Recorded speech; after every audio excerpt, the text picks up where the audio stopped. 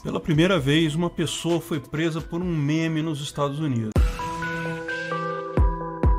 Esse é o Visão Libertária, sua fonte de informações descentralizadas e distribuídas. No último dia 27, Douglas Mackey, conhecido nas redes sociais como Rick Vaughn, foi preso pelo FBI acusado de interferência nas eleições de 2016. Sim, não estamos falando dessas últimas eleições agora de 2020, mas da anterior a essa em 2016, quando Trump venceu Hillary Clinton. O meme que levou à prisão dele é o apresentado aí. A mensagem da figura diz: evite fila, vote em casa, basta mandar um SMS com a palavra Hillary para um número descrito ali. Foram na verdade várias variações em cima desse tema, inclusive com números diferentes. Segundo Mackey, é uma piada, lógico, todo mundo sabe que não dá para votar por SMS. Mas os procuradores acharam que era puramente desinformação, fraude, conluio para impedir alguém do acesso a um direito constitucional de votar, algo descrito no título 18, parágrafo 241 do Código Americano,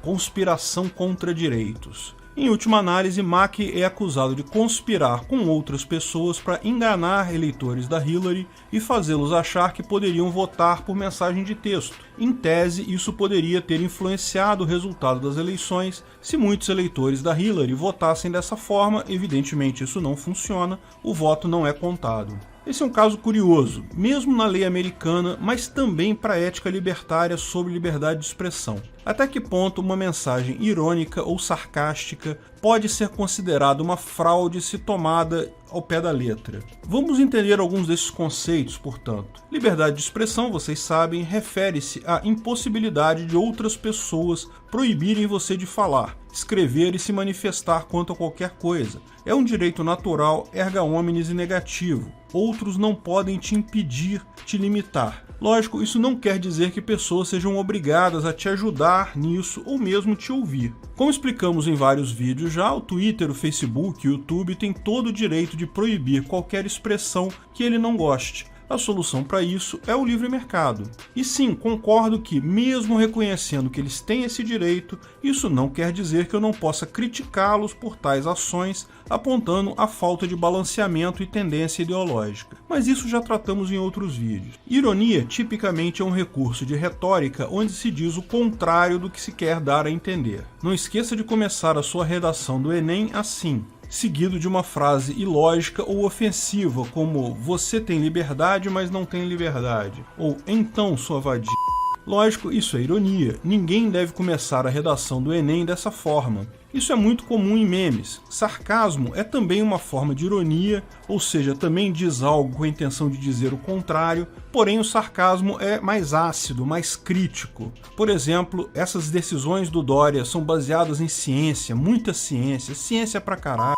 Aparentemente você está dizendo que as decisões são científicas, mas no contexto, pelo sarcasmo, infere-se o contrário. Ironia e sarcasmo surgiram na comunicação pessoal. Nesses casos, com as pessoas falando presencialmente, o contexto e dicas sutis como o tom da voz e a expressão do rosto deixam claro para outra pessoa que se trata de ironia ou sarcasmo. Porém, quando transpomos isso para a internet, a coisa fica mais complicada. Quantas vezes já tentamos ser irônicos em uma resposta e a outra pessoa toma aquela resposta literalmente, gerando confusão? Todo mundo, eu acho, já esteve nas duas pontas desse problema. No texto, faltam as dicas normais, o tom de voz que entrega a ironia. Mas a internet, como era de se esperar, levou isso a um novo patamar, com vários sites até de notícias irônicas, justamente parecidas com coisas sérias, justamente com a graça de ser algo que parece verdadeiro. Quem não se lembra do Sensacionalista, um jornal isento de verdade? As notícias são irônicas, mas escritas de forma a enganar alguém. A graça é justamente essa. Portanto, isso é um ponto importante. Embora sarcasmo e ironia sejam manifestações de expressão clara, visto que são só expressão, ninguém está falando nada sério ali, não se está dando dica de nada, mas se a pessoa toma aquilo literalmente, pode ter problemas. Se alguém começa a redação do Enem realmente com "então, sua vadia", provavelmente vai ter problemas. Vamos explicar um pouco mais essa situação do ponto de vista da legislação americana. Lá eles possuem uma proteção muito maior da liberdade de expressão que aqui no Brasil. Coisas como calúnia, difamação, injúria embora existam no direito americano, são muito mais difíceis de serem caracterizadas devido à primeira emenda americana. Essa emenda diz que nenhum legislador americano pode criar lei que proíba determinadas coisas, e daí cita vários itens ali: proibir religião, associação pacífica e, dentre essas coisas, a liberdade de expressão, ou seja, não pode ter lei limitando a liberdade de expressão nos Estados Unidos. É sempre tocante ver quão libertário minarquista foi o Estado americano em sua origem.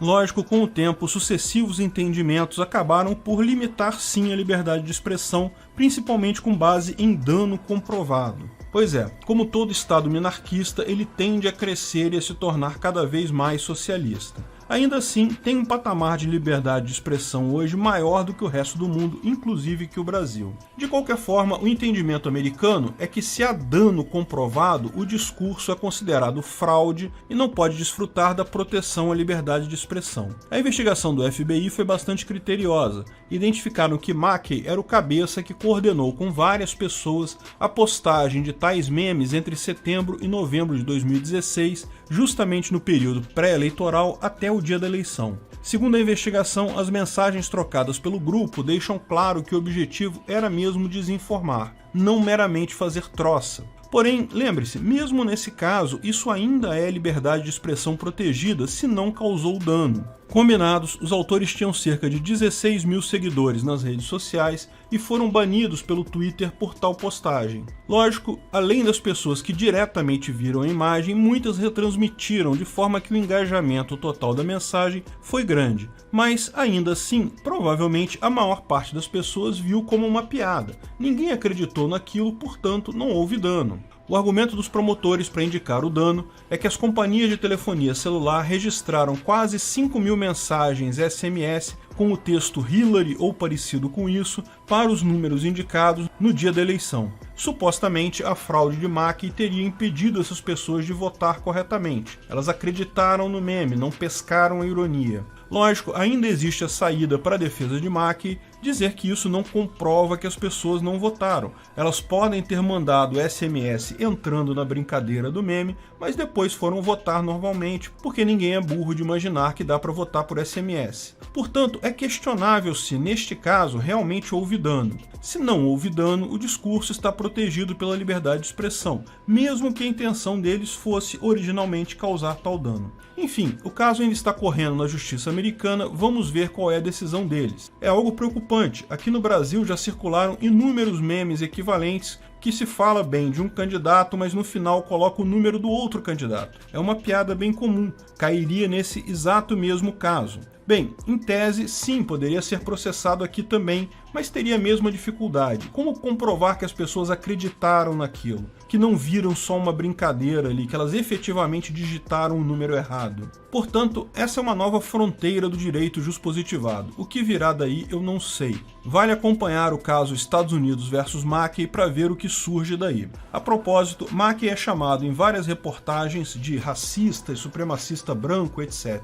Infelizmente, a mídia tradicional socialista da esquerda americana tem usado essas palavras de forma tão leviana que, sinceramente, eu não sei se o cara é isso mesmo ou apenas estão ofendendo ele, como fazem com qualquer pessoa que apoie Trump. Mas não tem problema algum, isso é liberdade de expressão também. Do ponto de vista libertário, esse dilema não existe. Já explicamos no vídeo qual o limite da liberdade de expressão, que mesmo injúria, calúnia, difamação, até gritar fogo no cinema lotado, não causa dano por si só. Portanto, não seria antiético na ética libertária. Esse quadro lógico está aí também. Independente de votar ser uma besteira, a mensagem por si só não impede ninguém de votar. Não viola a propriedade privada de ninguém, portanto não é antiética. Não há um contrato entre as pessoas ali. Lembre-se que, numa troca voluntária ou num contrato, a fraude é sim punível na ética libertária, visto que ela viola a intenção do contrato ou da troca. Estou vendendo um PlayStation 5 por R$5.000, mas na verdade é uma miniatura colecionável de PlayStation 5, ou é a foto de um PlayStation 5. A fraude é facilmente verificável pela omissão da característica principal do bem ofertado. Mesmo o uso de ironia não se sustenta porque requer interação, requer contrato, requer troca, oferecendo tempo a ambas as partes de esclarecer eventual confusão com ironia. tô vendendo um Fusquinha novo, muito novo, novo pra caralho. Vocês entenderam isso, não é? Eu não descarto que empresas de leis privadas até elaborem outros limites à liberdade de expressão das pessoas que resolvam se associar a elas. O parâmetro do dano, como na legislação americana, é um parâmetro razoável.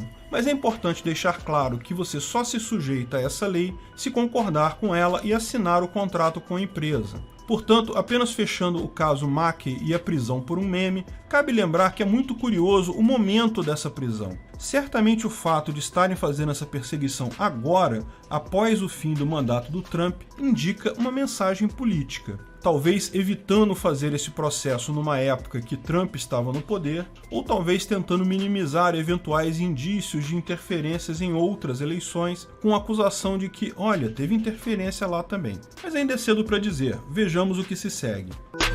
Obrigado pela audiência.